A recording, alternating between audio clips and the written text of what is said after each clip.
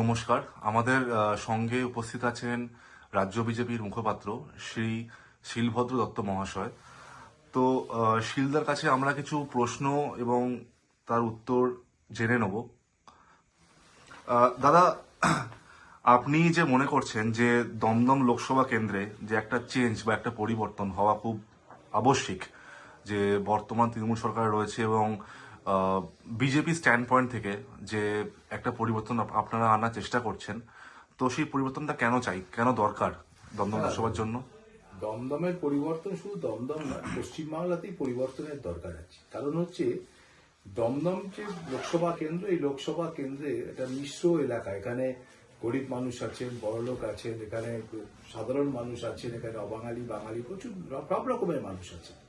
সেইখানে দাঁড়িয়ে আজকে পশ্চিম বাংলার আর্থসামাজিক পরিস্থিতি যেখানে গিয়ে দাঁড়িয়েছে, বেকারত্বটা তো বাদ দাও, সে তার থেকেও বড় কথা হচ্ছে গরিব মানুষ যাদের জন্য কেন্দ্রীয় সরকার প্রচুর টাকা পাঠাচ্ছে, আবাস যোজনাতে বলুন, রাস্তাঘাটে বলুন, সর্বক্ষেত্রে দেখা যাচ্ছে এই এলাকার উন্নয়ন তো হচ্ছে না, কিন্তু কিছু মানুষ, কিছু পৌরসভার চেয়ারম্যান, পৌরসভার যারা কাউন্সিলর এবং তৃণমূল দলের বিভিন্ন নেতারা চুরি করে সেই টাকাগুলো অর্ধেকটাই নিজেরা খরচ করছে, কিন্তু এখানকার মানুষ সেই সুবিধাগুলো পাচ্ছে না। এখনো তুমি যদি খড়দার গ্রামে অনেক জায়গায় যাও, রাস্তা নেই।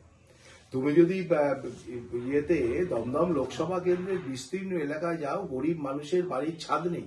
আবাস যোজনার টাকা আসছে, কিন্তু আবাস যোজনার টাকা খরচা হচ্ছে অন্য খাতে। আজকে এগুলোর পরিবর্তনের দরকার আছে। তারপরে পরিবর্তনের দরকার হচ্ছে আইন শৃঙ্খলার যে অবস্থা এসে দাঁড়িয়েছে। আজকে টোটাল ব্যারাকপুর শিল্পাঞ্চলের যে আইন শৃঙ্খলা হয়েছে, এবং সব থেকে বড় কথা তৃণমূলের গোষ্ঠীদ্বন্দ্বে মানুষ খুন হচ্ছে, সেই আইন শৃঙ্খলার পরিস্থিতির উন্নয়নের দরকার আছে। কারণ দমদমে একটা শান্ত এলাকা, সেই এলাকাতেও আমরা দেখতে পাচ্ছি এখানে কাউন্সিলর খুন হয়ে যাচ্ছে, এখানে তৃণমূলের নিজেদের লড়াইয়ে মানুষ খুন হচ্ছে, এখানে নিজেরা লড়াই করছেন, তাতে সাধারণ মানুষ আহত হচ্ছেন, আক্রান্ত হচ্ছে। এই যে জায়গা, আইন শৃঙ্খলার পরিবর্তনের প্রয়োজন আছে, এবং সার্বিকভাবে দমদমের উন্নয়ন। দমদম কলকাতার কাছের একটা শহর, দমদম সব থেকে কলকাতার পরেই সব থেকে যোগাযোগ ব্যবস্থা সব থেকে ভালো শহর, কিন্তু সেই দমদমের পরিচ্ছন্নতা, সেই দমদমের যে সার্বিক উন্নয়ন, সেটা থমকে আছে। এখানে কিছু নাটক হচ্ছে, এখানে প্রতি বছর ওই গান মেলা, নাটক মেলা এগুলোই চলছে, কিন্তু মানুষের উন্নয়নে কোনো কাজ হচ্ছে না। তাই দমদমের পরিবর্তনের দরকার আছে, প্রয়োজন আছে। তো শিলদা, আপনার এই কথা অনুযায়ী যদি আমি আরো সামনে এগোই, যে যদি বিজেপি ক্ষমতায় আসে, আমরা ধরে নিই, তাহলে দমদম লোকসভার মানুষের জন্য, যারা রয়েছেন এখানকার জনসাধারণ, তাদের জন্য বিজেপি কি কি প্রকল্প বা বিজেপির তরফ থেকে কি কি সুবিধা তারা পেতে পারেন? না দেখুন, অনেক কিছু আছে। দমদমের তো কম শিল্প ছিল না। আজকে শিল্পগুলো সমস্ত উঠে গিয়ে সেখানে ফ্ল্যাট তৈরি হচ্ছে, বাড়ি তৈরি হচ্ছে, কিন্তু শিল্পের শ্রমিকরা গরিব হচ্ছে। দমদমের যে মানুষজনের উন্নয়নের জন্য সব দিকে, দমদমে একটা ভালো হসপিটাল নেই।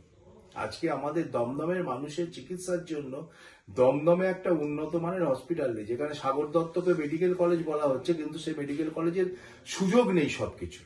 আজকে দমদমের এত মানুষের সঙ্গে, একটা সময় দমদম লোকসভা কেন্দ্রের হাইয়েস্ট ভোটার ছিল। দমদম লোকসভা কেন্দ্র পশ্চিমবাংলার সব থেকে বড় লোকসভা কেন্দ্র ছিল। সেই লোকসভা কেন্দ্রের মানুষের যে সামান্য যে চাহিদাগুলো, প্রতিদিনকার যে চাহিদাগুলো, পৌরসভাগুলো দুর্নীতির আখড়া হয়ে দাঁড়িয়েছে। এখানে পৌরসভার যে উন্নয়ন করা দরকার, দমদমের বিস্তীর্ণ এলাকায় আধুনিক একটা পৌরসভার যা যা কাজের দরকার, দমদমের কোনোটাই নেই। তো সেগুলোর প্রত্যেকটারই পরিবর্তন দরকার।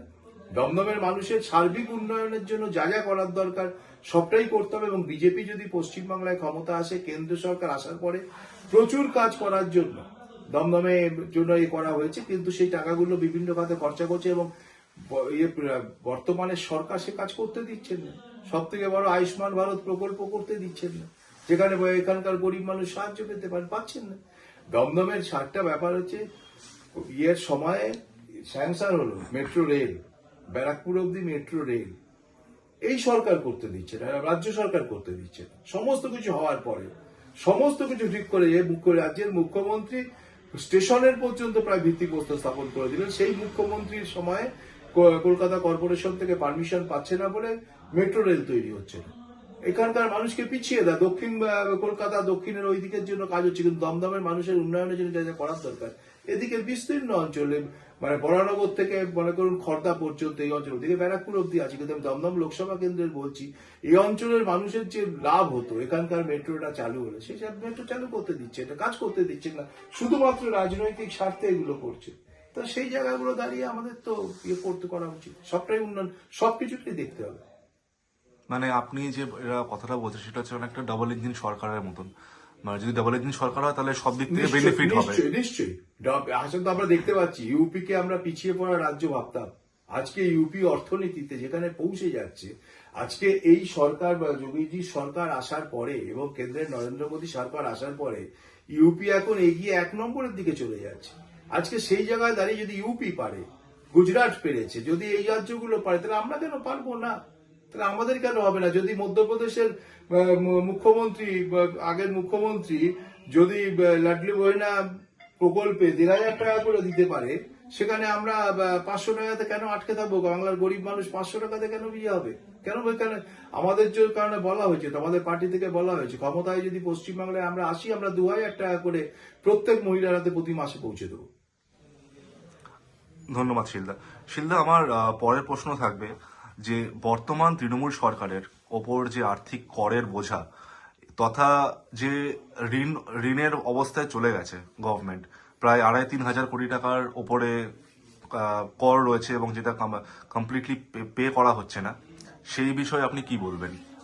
না না, এই সরকার তো দেখুন, প্রত্যেকটা সরকারের ঋণ নিতে হবে কাজ করতে গেলে, নতুন কিছু করতে গেলে, কিন্তু একটা বিষয় হচ্ছে ঋণ নিয়ে যদি আপনি এমন কোনো প্রজেক্ট করেন যে প্রজেক্টটা আপনাকে রিটার্ন দেবে, যে প্রজেক্টটা আপনাকে রিটার্ন